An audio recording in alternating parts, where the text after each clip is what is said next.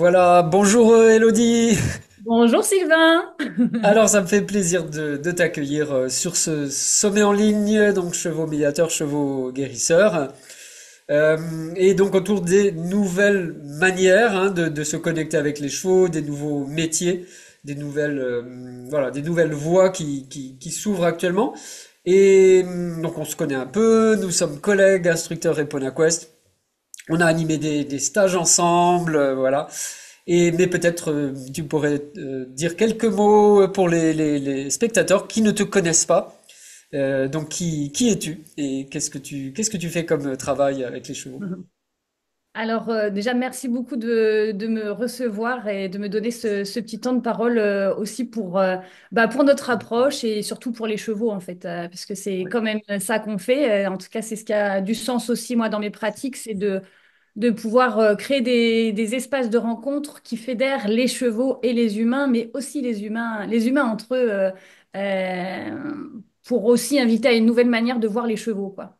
Alors, je suis qui? Vaste Oui. question qui amène à des choses.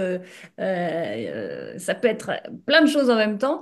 Je suis qui? Je suis Élodie Amiche. Je suis créatrice du cheval enseignant. Euh, le cheval enseignant, eh bien, c'est le nom de ma petite entreprise qui reflète à la fois mon parcours. Donc, moi, j'étais enseignante formatrice pendant plus de 10 ans. Le cheval parce que c'est les chevaux aussi qui ont bouleversé, on va dire, ma manière d'enseigner, de former, de m'envisager moi en tant qu'humain et de revoir là où j'en étais dans mes relations, dans ma relation aux autres et dans la relation à moi-même avant tout. Euh, et puis, tout ça m'a conduit, la découverte de ce que peuvent nous enseigner les chevaux, m'a conduit à me former donc à l'approche EponaQuest et aujourd'hui à accompagner les professionnels de l'accompagnement, de la transmission, du management, les cavaliers aussi et les cavalières. Si je dois schématiser, si je dois résumer, à se découvrir, à connaître ces mécanismes, sa manière d'être en relation, ben, pour que ce soit plus confortable pour soi en tant qu'humain et avec les chevaux aussi. Voilà. Ouais, j'adore Est-ce que le c'est clair? logo du cheval enseignant parce qu'on voit un cheval avec le chapeau carré là des diplômés, c'est rigolo. Ouais, c'est rigolo. C'était le petit clin d'œil à mon parcours et aussi Ah oui?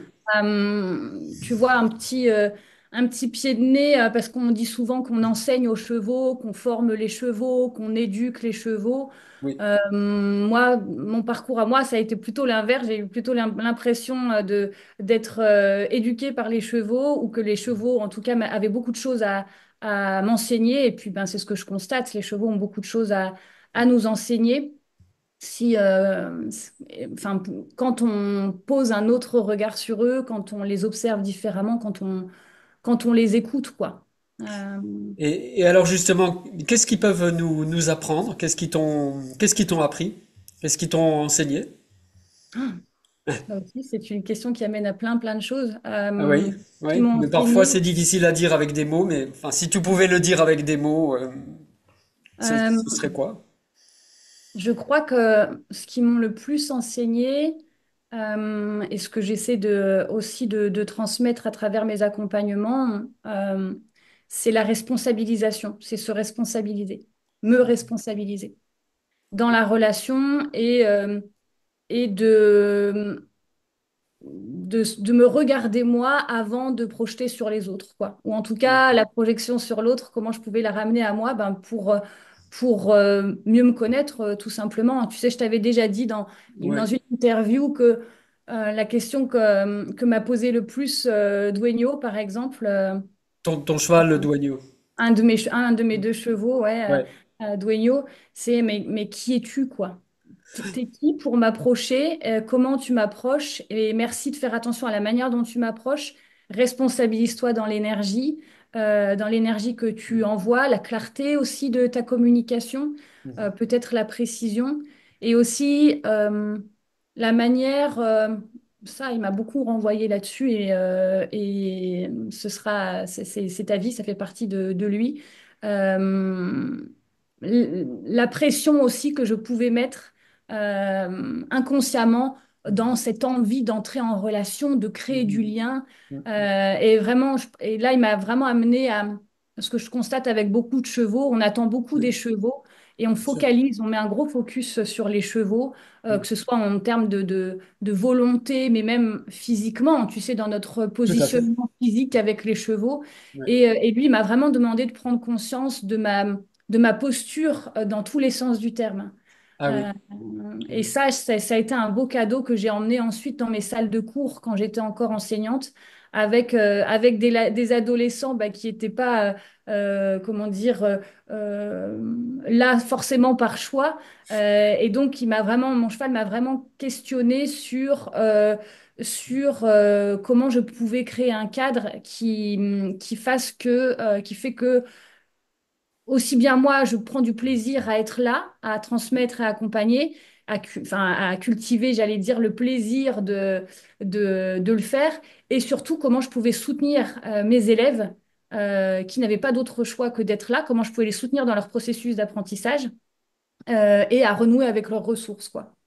Et en fait, un peu pour finir un peu là-dessus, mais il y a plein de choses à dire, mais moi, les chevaux, ce qu'ils m'amènent à faire, c'est donc me responsabiliser. C'est ce que je constate avec les personnes, en tout cas, c'est ce que je fais dans mes accompagnements. Et à- attends, j'ai perdu ma phrase. À Euh, responsabiliser? ouais, à toucher aussi ces points de ressources. Ah oui, d'accord. Les Oui. ressources et les points de vitalité. Tu sais que notre Mhm. approche est une approche corporelle et moi Oui. j'aime travailler aussi avec les sensations corporelles et je trouve que les chevaux, lorsqu'on leur fait le cadeau de leur lâcher un petit peu la grappe et de faire un retour à soi, que j'appelle retour à la maison, ben, on peut aller contacter ses ressources, sa vitalité. Et tu sais, souvent on fait un amalgame, je dis on, c'est une généralité, mais j'ai pas l'impression de dire une énorme bêtise quand je dis ça. Il y a souvent un gros amalgame entre culpabilité et responsabilité. Et C'est-à-dire? ben, regarder qui on est, ce qu'on fait, quelles émotions on amène dans la relation et Oui. qui peuvent parasiter par exemple, la relation, mais il y a aussi plein d'émotions qui peuvent faciliter la relation. Oui. Souvent, allez, je vais dire des on. Je vais faire des clichés un petit peu, c'est pas grave. Ok. Euh, les gens ont l'impression que qu'en regardant leurs émotions comme la peur, la frustration, la colère, la déception, Oui. euh, il y a une forme de culpabilité qui accompagne ça. Ah mon Dieu, Ah j'ai pas oui, le droit d'être en colère, ou si je suis en colère avec mon cheval, ou si j'ai peur, en gros, je dois pas être en colère. c'est Je dois pas ça. avoir peur. Je dois pas être vulnérable. Je dois pas être frustrée. Je dois pas. Et bah, ça touche une limite évidemment. Et moi, ce que j'aime dire, c'est mais il n'y a pas de culpabilité à ça.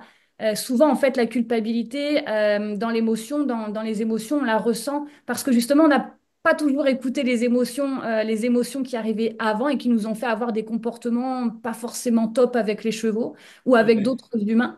Et donc, c'est plutôt un très, très beau cadeau que d'aller voir chacune de ces émotions et de voir bah, les précieux messages qu'elles ont à nous offrir, pas à nous offrir comme ça, comme une illumination, mais bien parce qu'on entre dans un processus juste d'auto-observation qui est pas du moi, mais ben, tiens, qu'est-ce qui se passe pour moi, en fait, tout simplement, quoi.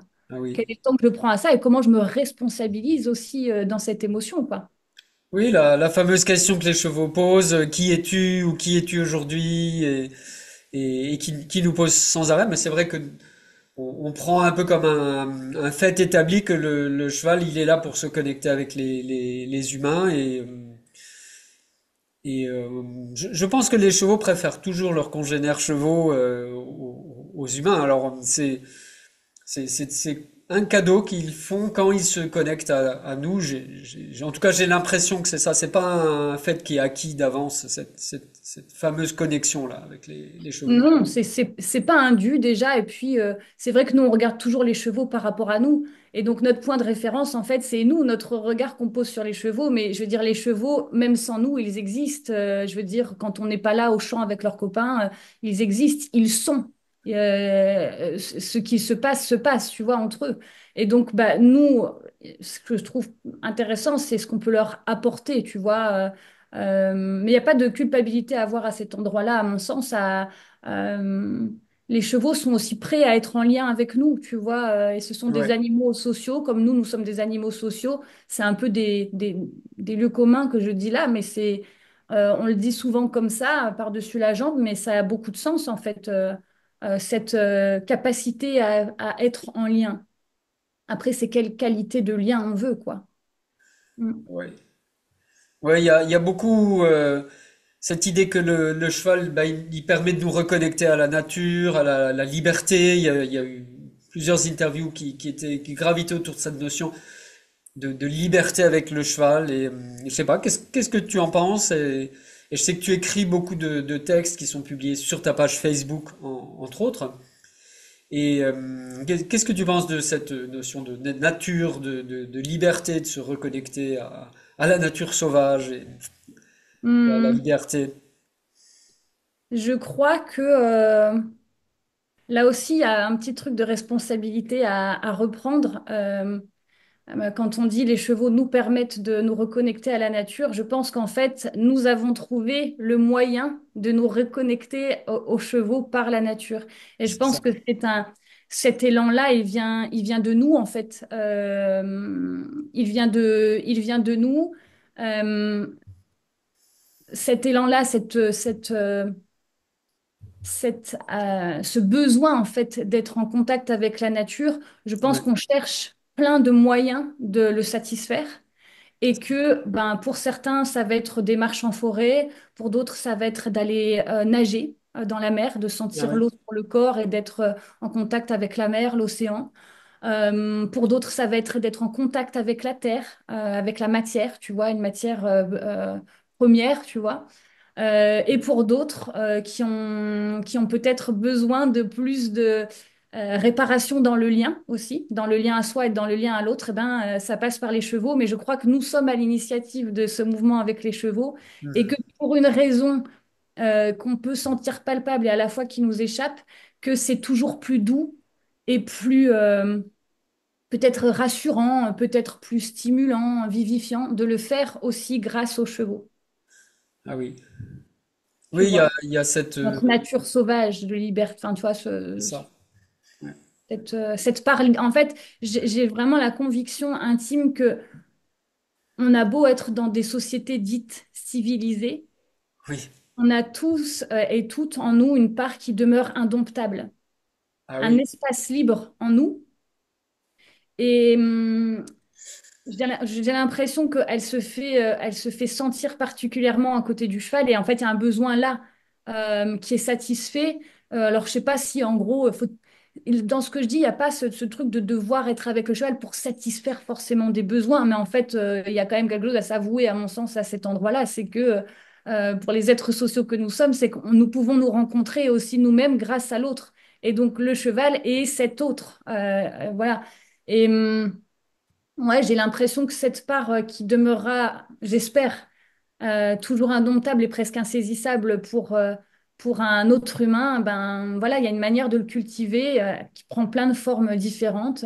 Ben nous avons choisi les chevaux aussi parce que c'est un espace, cet espace de liberté en nous.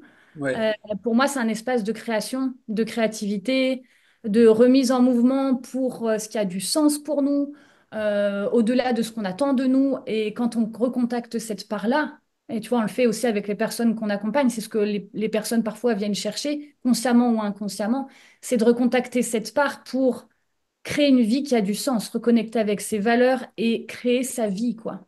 Si tant est qu'on puisse, là, il n'y a pas de notion de contrôle hein, derrière la création de sa vie. Il y a peut-être une illusion qu'on peut contrôler une partie de sa vie, mais en tout cas, euh, Ceci dit, c'est pas une illusion, on peut en partie créer sa vie, mais il y aura toujours une partie qui nous échappe. Mais en tout cas, voilà, de pouvoir recontacter cette part-là qui nous met en mouvement et qui fait qu'on peut être vraiment au cœur de notre vie et ne pas la subir selon ce qu'on nous a dit qui serait bien de faire dans notre vie, quoi, tu vois. C'est sûr que cette partie indomptable et cette partie sauvage du cheval, ça fait partie du potentiel d'attraction du cheval et c'est pas tout à fait pareil que le petit chien qu'on met dans son petit panier, qui nous suit partout. Et le cheval a pas cette attraction. Il est puissant, il est indomptable, il est parfois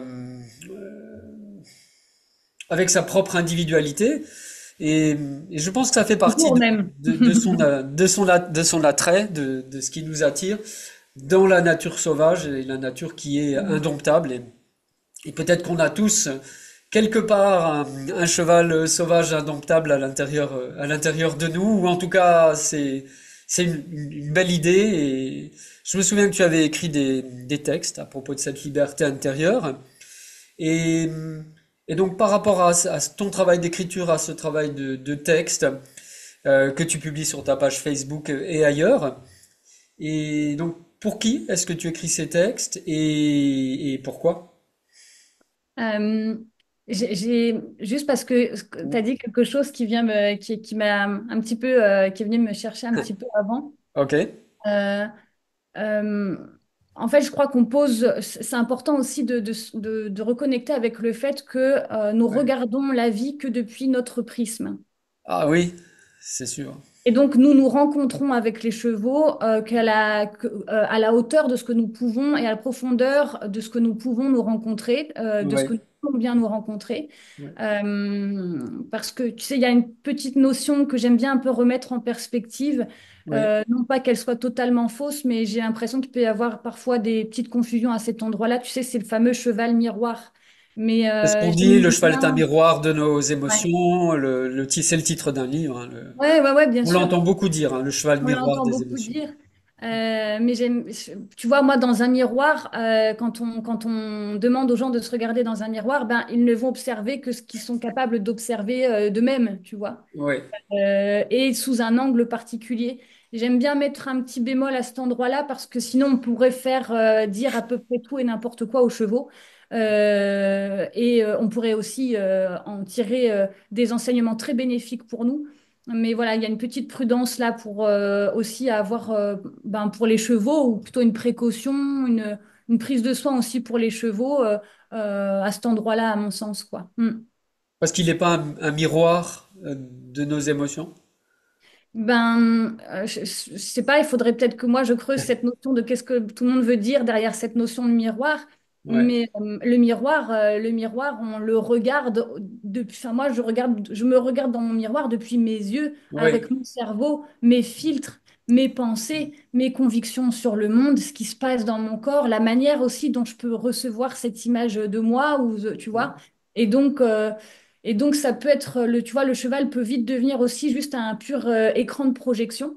Et je ah pense que, oui, tu vois, ou de transfert. Et donc, je pense que oui, c'est important, d'où la connaissance de soi, en fait, en tant que cavalier, en tant que professionnel de l'accompagnement, de la transmission, de pouvoir continuer, même indépendamment du cheval, à se découvrir, quoi, à faire ouais, des choses pour soi qui nous permettent voilà, d'aller nous comprendre dans nos mécanismes de défense, dans nos systèmes relationnels, dans nos ressources, enfin, voilà, il y a dans nos besoins aussi, l'identification de nos besoins, tu vois.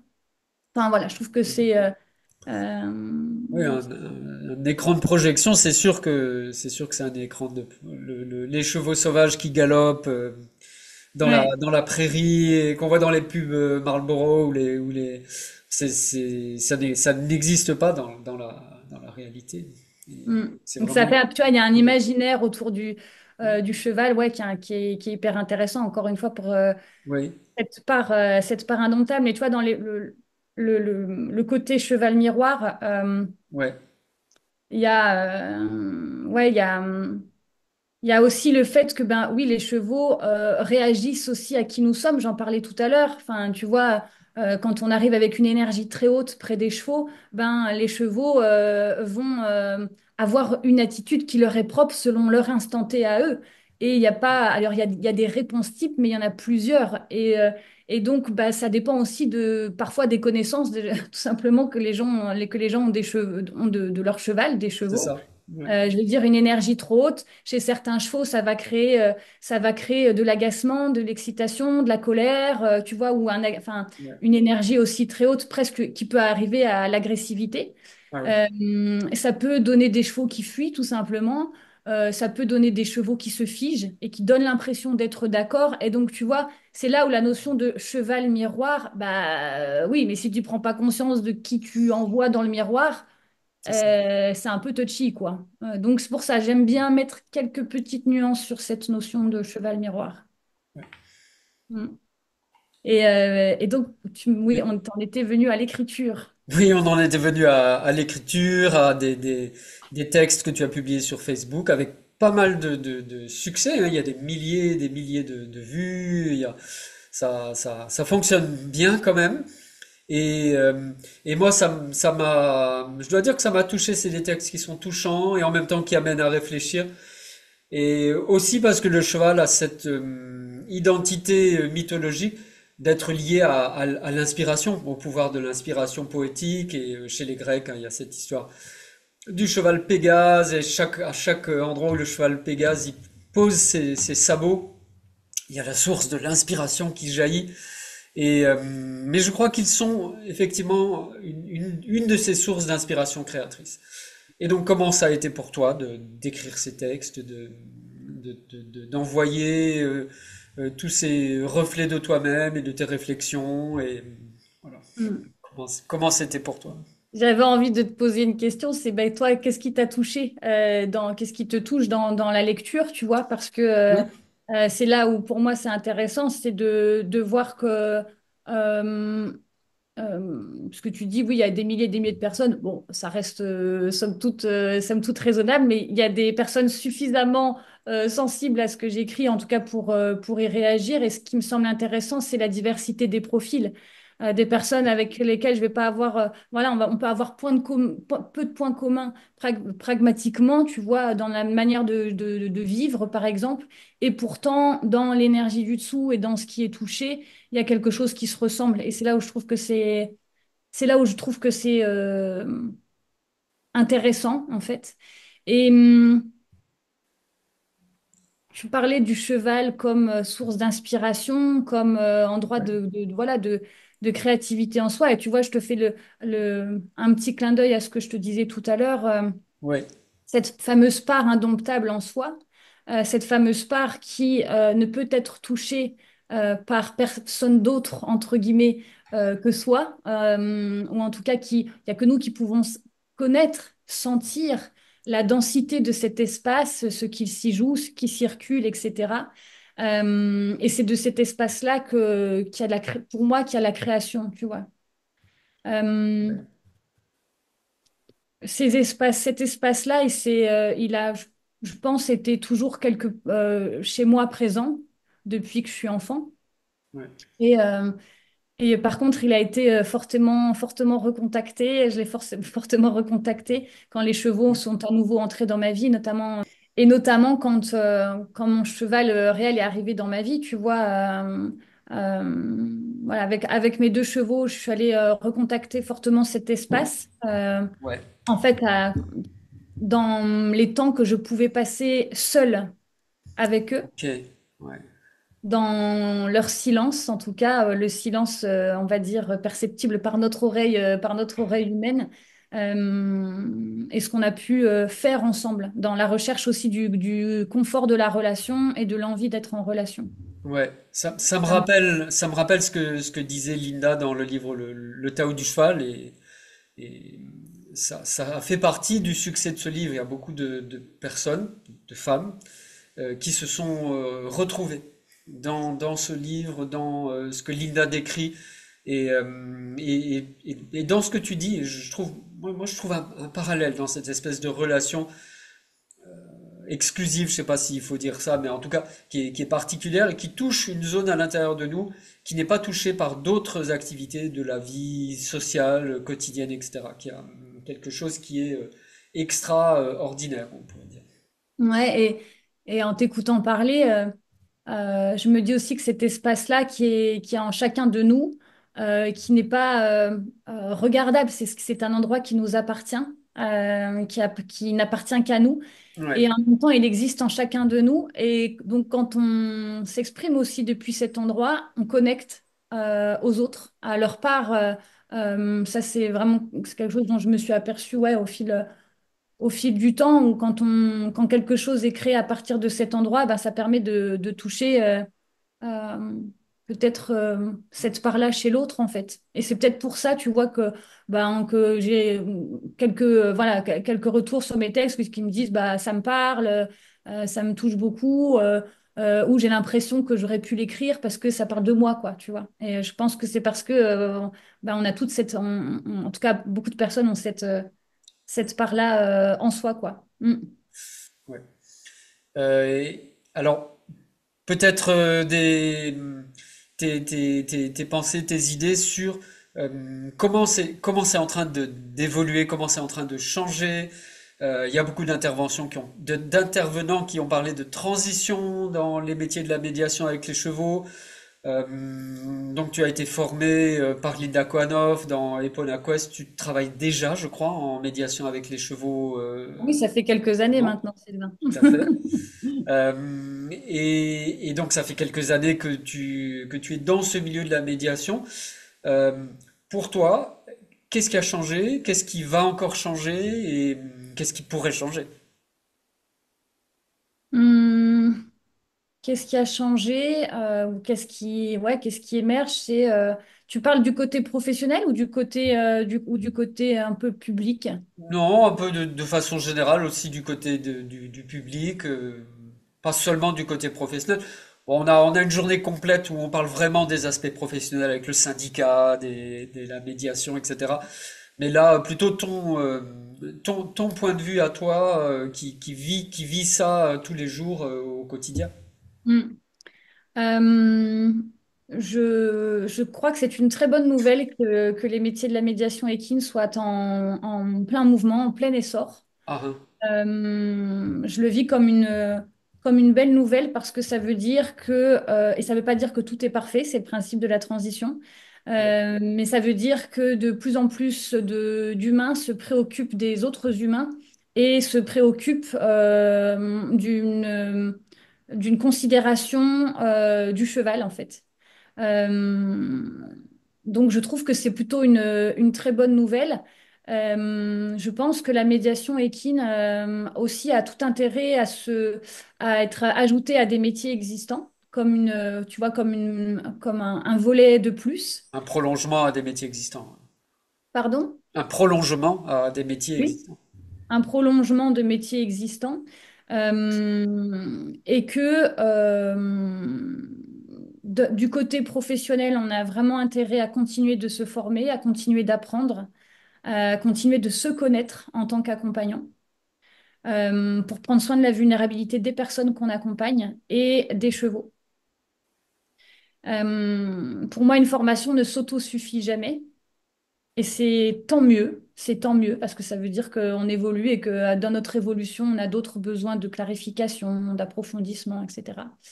Euh, et que, ouais, voilà, tu parlais de syndicat, ça veut dire qu'il va y avoir une structuration certainement du métier. Oui, Je pense que c'est en train de se voilà, faire. Oui. c'est en cours de route. Certainement une bonne nouvelle. Aussi pour que les professionnels de qualité soient peut-être identifiables par le grand public ou en tout cas par les personnes qui sont intéressées.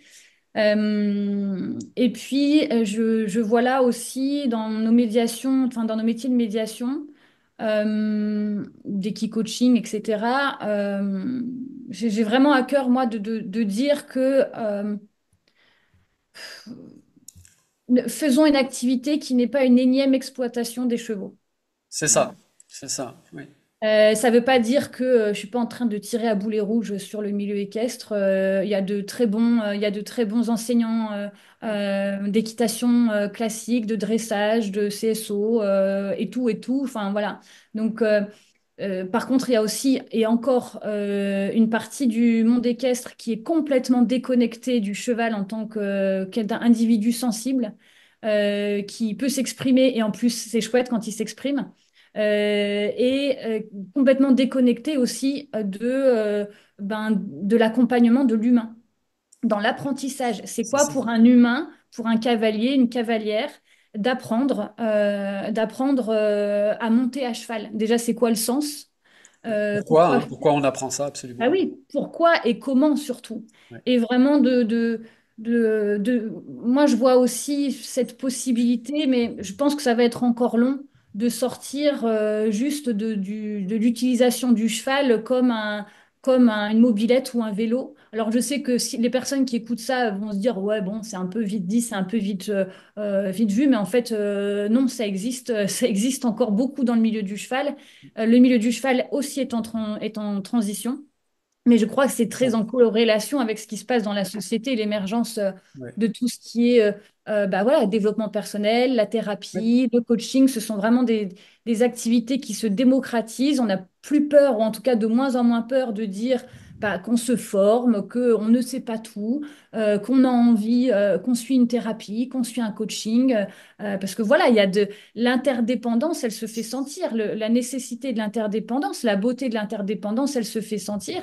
Ça ne veut pas dire qu'on doit être dépendant coûte que coûte de tout le monde, mais vraiment cette notion de pouvoir s'enrichir et d'ajouter des choses à son propre programme personnel, c'est chouette, quoi. Euh, Ouais. donc voilà, Ouais.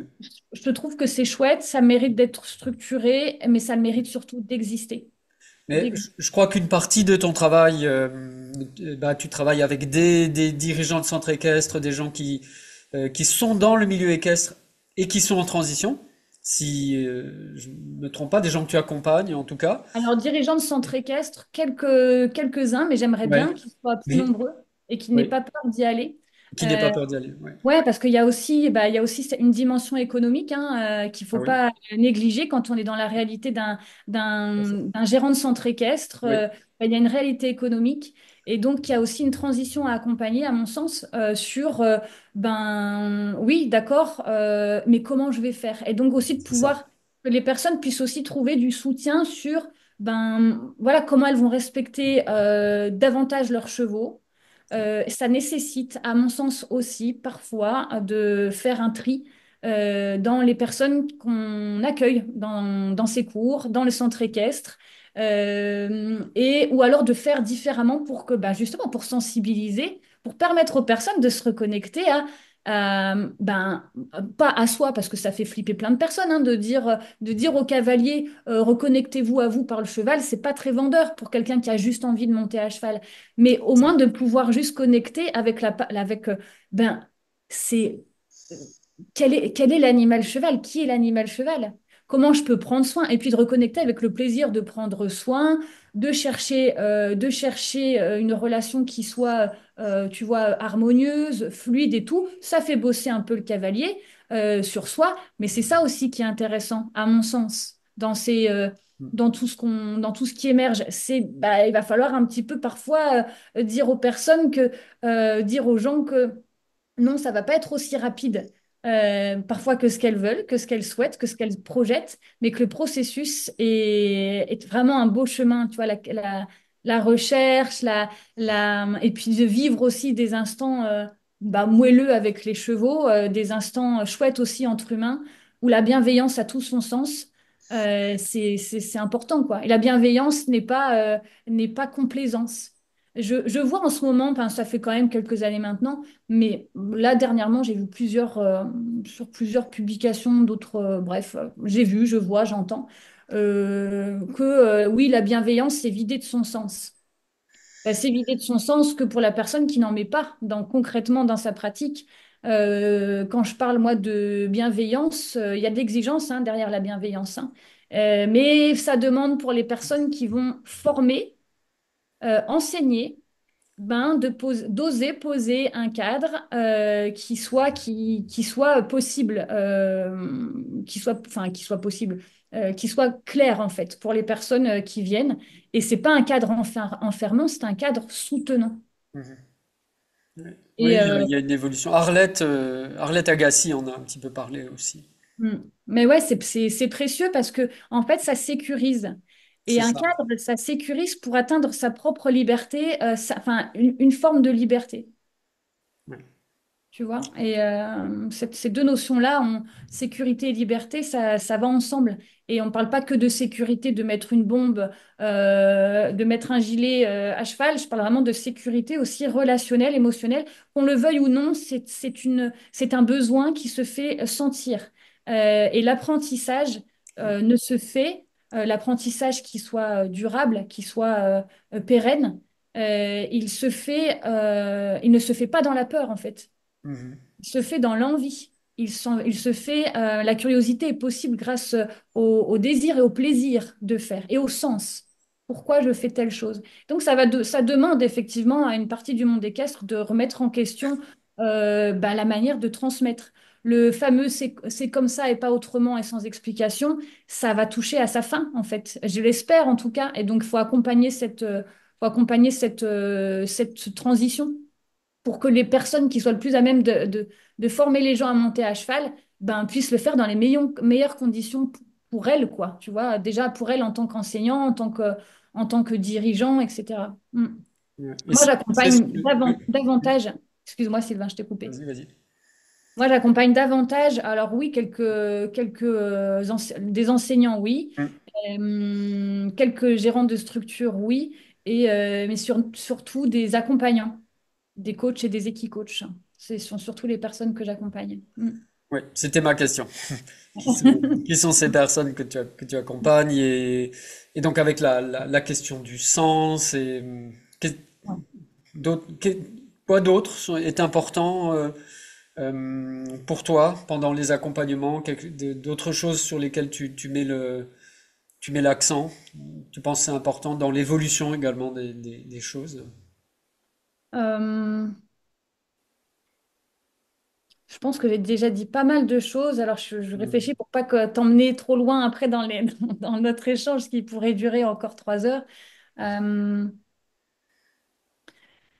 ce qui a, en fait, l'aller-retour que je fais tout le temps, c'est parce que ouais, on peut vite avoir tendance à parler de soi, mais Ouais. l'accompagnement par le cheval, en fait, elle permet ce double mouvement, en fait. Ah, c'est ça. Ouais. Elle permet ce double mouvement et Mm. donc le lien à l'autre, il ne peut pas Mm. s'émanciper du lien à soi, mais le lien à soi tout seul, il est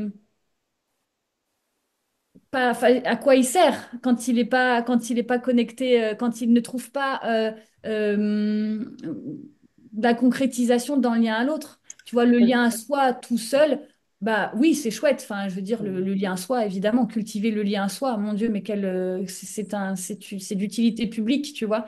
Mais Mm. justement, c'est d'utilité publique. Donc, c'est en lien avec l'autre.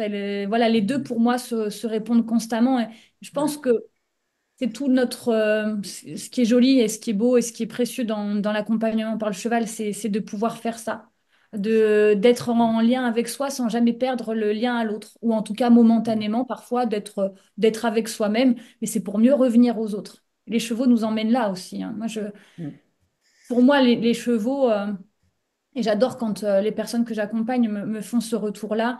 Il n'y a pas longtemps, et donc je l'embrasse si elle se reconnaît. Une des personnes que j'accompagne m'a dit, mais en fait, là, avec les accompagnements qu'on a pu vivre ensemble, j'ai l'impression d'avoir été rendue vivante aux humains grâce aux chevaux. Ouais, dans la relation avec les humains, oui, il y a vraiment Ouais. quelque chose qui se joue. Je me souviens d'une session avec Linda Kohanov, où elle disait elle visualisait le signe de l'infini, là, le 8 horizontal, qui allait de son propre cœur, comme ça, vers le cœur des chevaux. Et elle disait qu'elle avait reçu cette idée de la part de ses chevaux, ça m'évoque un peu ce que Oui, tu c'est vrai. parles. C'est vrai. Et puis, Et puis aussi, bah, comme moi, j'accompagne aussi beaucoup de personnes qui accompagnent elles-mêmes, C'est qui ça. transmettent et qui forment et qui managent, etc. J'aime bien dire, mais c'est pas parce que nous avons fait le choix d'accompagner, de transmettre, d'enseigner, de manager ou que sais-je encore qui de cet ordre-là, que nous sommes, je sais pas, que nous sommes, que les épreuves de la vie nous ont oubliés et donc, en fait, continuer de se former, d'évoluer, ben en fait, c'est se prémunir pour moi de la stagnation, c'est se prémunir de l'ennui, d'avoir la sensation de régresser. Et donc, c'est nourrir, en fait, ben, nos besoins fondamentaux. Et dans les besoins fondamentaux, il y a notamment le besoin de croissance, il y a le besoin C'est ça. d'amour, il y a Mm. le besoin de lien, il y a le besoin d'appartenance et plein d'autres. Il y a le besoin de beauté aussi, tu vois. Et on a vraiment tout intérêt quand on fait ce genre de métier de transmission et d'accompagnement, de continuer bah, juste d'aller se regarder à ces endroits-là, parce que ça élargit la capacité d'accueil des personnes à qui on forme, on accueille et surtout on préserve son énergie en le faisant. Ça, c'est très important. On Vraiment, préserve son énergie, c'est-à-dire, ben, en fait, on cultive son énergie ouais. quand on vient faire ce genre d'accompagnement, quand on continue de se former, voilà, et de vivre des stages comme ceux que je propose, mais comme plein Oui. d'autres proposent. Mm. euh, ben, en fait, on cultive son énergie, Ah oui. sa vitalité. On va contacter des points de ressources. Et en fait, on s'offre à soi-même ce qu'on aime bien offrir aux autres. Et je trouve que c'est un point capital et essentiel de nos métiers. Et quand je dis préserver l'énergie, c'est que je vois beaucoup de professionnels de l'accompagnement, de la transmission, qui ont tellement à cœur de soutenir le processus des autres que ben ils tombent dans leur propre travers. D'ailleurs, qui étaient souvent bien là, qui étaient présents en eux avant qu'ils décident de changer de métier, par exemple, pour les personnes qui font des métiers de l'accompagnement, dans leur ancien métier où ils donnaient beaucoup, beaucoup, beaucoup. Et C'est en ça. fait, Pour ils les gens décident qui ont de se fait former à une l'accompagnement, transition. voilà. Et en fait, à un moment donné, ils se retrouvent à donner autant et à C'est peut-être à ça. s'épuiser autant parce qu'ils ont vraiment envie d'aider, de contribuer, etc. Et pour moi, de continuer voilà, de se former, de vivre des espaces-temps entre humains et avec les chevaux, ça permet vraiment aussi de se mettre des limites à soi-même. Et c'est là où je parle de préservation d'énergie, de cultiver sa densité, son assertivité, euh, euh, parce que l'énergie qu'on a, elle pourra être emmenée dans la relation d'accompagnement. Mais arriver dans une relation d'accompagnement épuisée ou avec une volonté très mentale d'aider, s'il n'y a pas de connexion au corps, par exemple, ben, la direction sûre, c'est l'épuisement. Et donc voilà, je fais un peu voilà, un petit détour, mais ça me semble important aussi parce que c'est ce que j'ai à cœur. Alors, ça veut pas dire que, enfin, moi, les personnes qui viennent me voir, voilà, en fait, elles ont envie de prendre du plaisir et encore plus, ou de cultiver le plaisir et le sens et la clarification. Voilà. Oui, il y a quelque chose qui est important dans ce domaine, effectivement, où il y a pas mal de personnes qui sont dans un processus de reconversion professionnelle. Voilà, comme tu dis, et peut-être effectivement, c'est un bon conseil de se regarder soi-même et de Ah pas bah parce que forcément. sinon, ah oui. Tu sais, sinon, c'est un peu comme penser qu'en déménageant à l'autre bout du monde, Voilà, tous les problèmes vont disparaître. Et ouais, donc, ben non, parce que vraiment, là, c'est l'expérience de terrain qui parle. Ce qui n'a pas été regardé, ce qui n'a pas été conscientisé avant se retrouvera de toute façon dans le métier d'accompagnement. Et donc, cette tendance, par exemple, à être très investi, et heureusement qu'on l'est, elle va se retrouver dans ce nouveau ouais. métier. N'ayez pas de doute, mais c'est plutôt, ben, déjà, c'est un élan qui traduit quelque chose de chouette, l'envie d'accompagner, l'envie d'aider, mais c'est bien d'aller regarder un peu plus en profondeur ce que ça dit et surtout comment on peut comment on peut faire en sorte de ne pas reproduire ce qui s'est passé dans la vie d'avant, quoi. Aussi parce que, alors déjà pour soi, et aussi parce que c'est modélisant pour les personnes qu'on accompagne. Très Tout à fait. modélisant. Tout à fait. Mm. Donc un conseil pour les personnes que tu accompagnes, que tu suis, je crois que tu as une formation, un accompagnement qui s'appelle Transmettre, si je ne me trompe pas. Tout à fait. Et, euh, et on parlera un peu de ton actualité aussi. Et donc, en parallèle de cet accompagnement, transmettre, donc tu as commencé une série de vidéos qui s'appelle Ma psy au coin du feu, Mhm.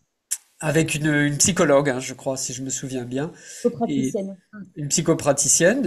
Et donc, est-ce que tu voudrais nous en parler un peu? Pour quelle raison tu as commencé cette série? Comment ça s'insère aussi dans la vie de ces personnes que tu accompagnes et qui sont dans les métiers de la médiation avec les chevaux? Et pourquoi c'est important qu'il y ait ces aspects psychologiques? Mm. Alors, ma psy au coin du feu, c'est un accompagnement en ligne que j'ai créé avec Frédéric Farigou, peut-être certains d'entre vous qui écoutez avaient découvert euh, à la télévision, elle a été intervenante dans l'émission de Sophie Davant. Et donc, avec Frédéric, qui est aussi une grande amie dans ma vie de tous les jours, on a décidé de créer cet accompagnement qui, au début, n'était pas un accompagnement, mais juste, entre guillemets, juste une série de vidéos sur les thèmes qu'on rencontre le plus. Et en fait, les thèmes qui sont en toile de fond, qui viennent en toile de fond des accompagnements thérapeutiques ou de type coaching, equi-coaching, etc. Ah oui. Et on s'est dit, mais tiens, comment clarifier tous ces sujets-là pour les rendre à la fois accessibles et à la fois permettre à tout à chacun de pouvoir se regarder à nouveau à ces endroits-là, des besoins fondamentaux, de nos parts d'ombre, de nos systèmes relationnels, et encore plein d'autres qui ne me viennent pas tout de suite, mais c'est pas très grave. Le processus de changement aussi, je l'aime bien celui-ci. L'idée, c'était vraiment de pouvoir faire en sorte que les personnes clarifient les sujets de la connaissance de soi. Parce que justement, il y a tellement de propositions aujourd'hui autour de la connaissance de soi, autour du développement personnel, etc., que si tu demandes à quelqu'un, en tout cas, ça a été notre constat à toutes les deux, si tu demandes à quelqu'un, ben, OK, tu fais du développement personnel ou de la thérapie ou du coaching depuis des années, qu'est-ce que tu as appris le plus? Sur quoi tu as le plus progressé? Il va y avoir quelques réponses, mais finalement, on sait pas exactement, on sait qu'on évolue, on sait qu'on progresse, on sait que, mais parfois on est on peut être dans un flou, les personnes peuvent être dans une sorte de flou artistique au bout d'un moment parce qu'il y a tellement de choses dites que ça peut être un petit peu un flou artistique. Et donc, nous, notre proposition, c'est de se connaître, d'apprendre à se découvrir pour sortir de la lutte de soi et de le faire aussi de manière chaleureuse, joyeuse, dans un espace que nous contenons toutes les deux, avec un groupe chouette pendant 6 mois. Euh, et si je le ramène à quel est l'intérêt de ça pour les personnes qui sont dans le monde du cheval ou même personnes qui sont dans l'accompagnement tout court, moi, je pense qu'on a tout intérêt à aller redébroussailler régulièrement tous ces sujets-là pour alléger les chevaux aussi.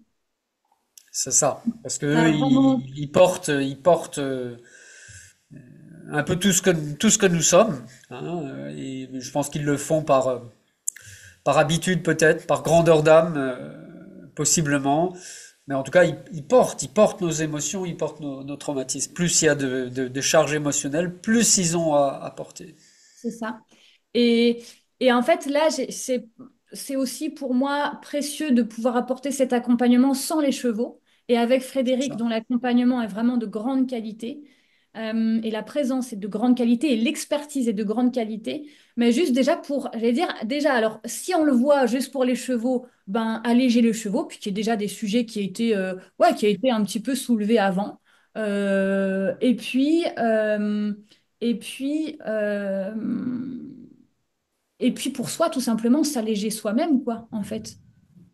enfin, la connaissance de soi, le développement personnel n'a pas forcément, ou la thérapie, enfin, tout ce qui est autour de, bref, de l'accompagnement, de la découverte de soi, n'a pas vocation forcément à être lourd, plombant, etc. Oui, parfois on passe des moments inconfortables, ça tiraille. C'est pour ça qu'on est deux, c'est pour ça qu'on est là. Et que notre accompagnement, il se fait évidemment sous forme de vidéos à deux et aussi d'une visio par mois et de petits appels téléphoniques en illimité entre deux pour les petites situations qui bloquent. Mais voilà, c'est un accompagnement qui est assez complet sur 6 mois et qui est vraiment, à mon sens, très intéressant. Même nous, hein, en le faisant avec Frédéric, on s'est dit, c'est chouette, ça nous permet de revisiter certains sujets hyper intéressants, quoi, parce que ça s'est jamais terminé. Enfin, c'est le principe de l'évolution et développement personnel, voilà, c'est de se découvrir. Ben, étant donné que nous sommes des êtres en perpétuelle évolution, ben, c'est beau, quoi. J'allais dire, ça n'a pas de fin. Faut pas se décourager à cet endroit-là. C'est juste que c'est justement ce qui est chouette de voir, de pouvoir s'actualiser, en fait, aussi. Ouais. Ouais, c'est Euh, un développement, on sent que ça n'en est qu'à ses débuts avec qui prend de multiples formes. Et alors donc, Elodie, on a parlé un peu de ton accompagnement transmettre, on a parlé de la psy au coin du feu. Et donc, pour aller vers la clôture de cette interview, est-ce que tu nous parlerais un peu de ton actualité, de ce que tu proposes et de ce que tu fais en ce moment? ouais.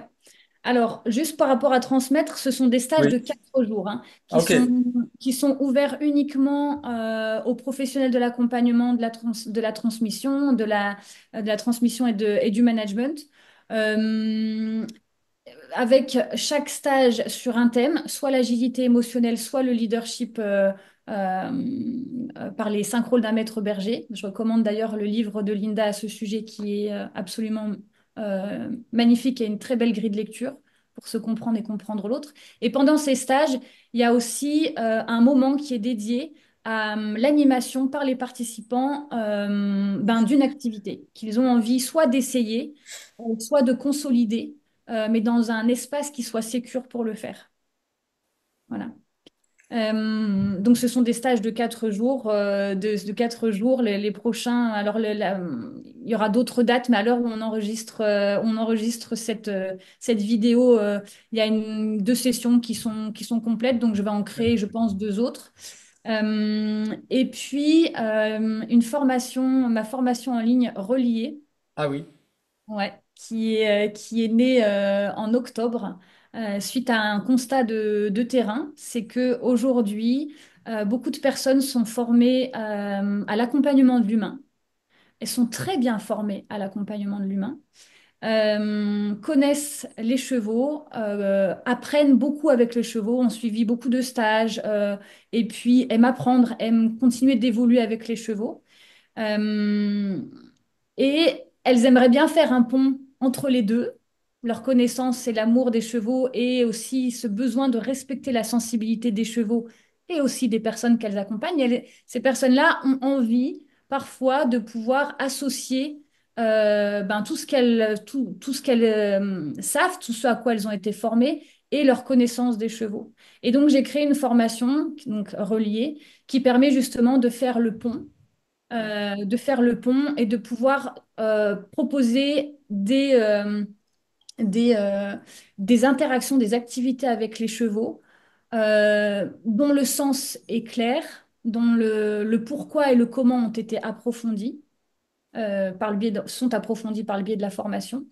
Et puis, ça permet aussi aux personnes qui sont déjà et qui coachent et qui pratiquent depuis 1 an, 2 ans, 6 mois, de passer un cap dans les pratiques, notamment en termes d'approfondissement et de clarification. De passer de la posture de je tâtonne j'ai l'impression parfois que ça manque de sens ou de clarté. Parfois, je suis à la limite d'avoir l'impression de jouer à l'apprenti sorcier. Hein. Ouais. À vraiment, je propose des activités, je sais créer un cadre sécure pour le système d'accompagnement, donc l'accompagnant, l'accompagné et le cheval. Voilà. Voilà ce que je peux te dire de cette formation. Est-ce que je suis Ok. claire ou pas? Oui, c'est très clair. Et donc on retrouve, j'imagine, les différents stages, les formations, euh, les accompagnements sur ton site internet qui s'appelle Le Cheval Enseignant. Si je... Sur mon site internet, et puis pour les formations type relier et transmettre, mais même pour les stages de 2 jours, parce que j'ai quand même aussi des stages de 2 jours qui sont pour le coup là ouverts à tout le monde. Ah oui, Euh, sans prérequis là pour le coup. non, sans prérequis, mais j'aime bien de toute façon avoir toujours les personnes au téléphone ou en visio parce que je trouve Ouais. que c'est important d'échanger pour savoir si je suis la bonne personne pour accompagner, si mon accompagnement est le bon aussi, tout simplement. Et si tu me permets aussi, Sylvain, j'ai envie de parler d'une formation en équicoaching dans laquelle je vais intervenir, allez, 2 jours, donc c'est pas grand-chose, mais enfin, c'est pas grand-chose, si, c'est beaucoup, mais voilà, qui est importante pour moi. Euh, c'est la formation de Stéphanie Duguet, Stéphanie, elle a une très belle idée, c'est de réunir plusieurs professionnels de l'accompagnement, aussi bien de l'humain que du cheval, et de proposer une formation d'équicoaching complète. Donc, on retrouve dans cette formation, on retrouvera Walter Badet, on retrouvera Anne-Laure Nouvion, on retrouvera David Piriou, moi, et voilà, enfin, il y aura plusieurs professionnels qui interviennent en présentiel. Pour que les personnes formées puissent avoir des angles de vue différents et qui vont venir nourrir leur approche derrière. Et voilà, j'ai envie de parler de cette formation parce que je la trouve très chouette. Je trouve qu'elle est gage de qualité. Et voilà, comme j'y suis, que je crois beaucoup en ce projet, j'en parle. J'ajoute que les stages transmettre, par ailleurs, sont des stages de prérequis à l'approche EponaQuest, enfin, pour devenir instructeur EponaQuest, qui est évidemment la formation que je recommande aussi, quoi. Voilà. Ouais. Bon, bah, plein d'activités. Et bah, je me réjouis que tout l'environnement professionnel de la médiation et de l'accompagnement par les chevaux, que ça bouillonne d'énergie et de points d'énergie, comme tu disais. Et en tout cas, Elodie, un grand merci pour ton partage, pour Merci à toi, Sylvain. toutes ces idées. Et donc, éventuellement, on se retrouve le jour de la diffusion, donc ça va être le 18 décembre, en soirée pour un échange en direct avec différents intervenantes et intervenants des différentes journées pour poser vos questions, discuter en direct avec les intervenants. Merci Elodie, Merci de nous avoir écoutés et merci à toi, Sylvain, pour ce temps d'échange. Merci. avec plaisir. Je voulais aussi vous donner des éléments pratiques pour ce sommet en ligne. Donc c'est un sommet qui est gratuit sur simple inscription comme membre de la communauté Cheval en Conscience. Vous avez le lien juste en dessous. Une communauté où il y a déjà plus de 1500 membres. Et donc vous avez la possibilité de regarder gratuitement les interviews le jour de leur diffusion. Ou alors, si vous voulez les regarder plus confortablement au moment où vous le voulez, vous avez la possibilité d'acheter un pack replay. Donc pack replay pour le montant de 97 euros. Vous avez accès à plus d'une trentaine d'interviews, plus de 35 heures d'interviews sur les chevaux médiateurs, sur les chevaux guérisseurs, avec des témoignages exclusifs de la part des nations amérindiennes, du chamanisme. On a interviewé donc cette chamane de Sibérie, et également des professionnels du cheval en France qui parlent de leur métier, comment est-ce que le cheval peut être intégré dans des pratiques de psychologie, comment il peut être intégré avec la théorie polyvagale. Donc tout ça, vous avez la possibilité d'acheter un pack replay pour regarder confortablement les interviews. Et je voulais aussi vous dire qu'une part des bénéfices de la vente de ces packs replay sera reversée à l'association Equidolce.